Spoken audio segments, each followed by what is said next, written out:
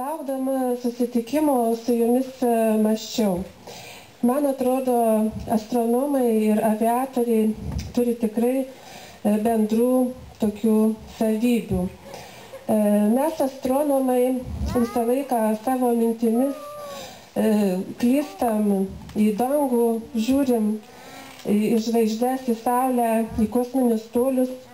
Jūs truputėlį mus pranaukstat vieną prasme, kad ir fiziškai, praktiškai atitrūkstat nuo šios žemės, nuo paviršiaus ir pakėlėte į erdvę ir paliekate žemę ir žvelgiate į visą mūsų pasaulį iš viršaus ir aš įsivaizduoju, kad tai yra tikrai nuostabus jausmas.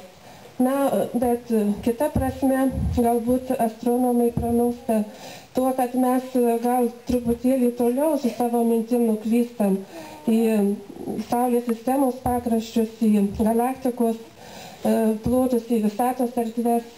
Ir šiandieną mūsų observatorijos paskaitininkas Saulius Lopčikas jums čia truputėlį pasidalins tais mūsų įspūdžiais ir mūsų nuotraukomis.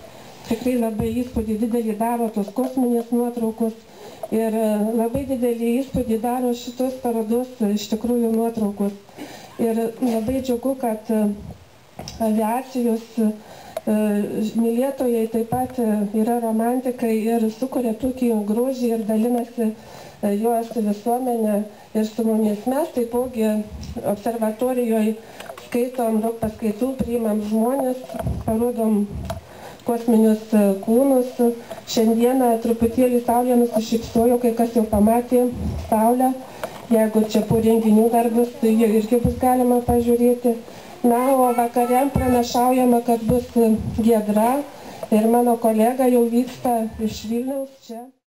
Ir kas norės, sulauks sutemos, galės pažvelgti pro mūsų didžiausiąjį 1,65 m teleskopą į Mėnulį ar kokį dar kitą kosminį kūną.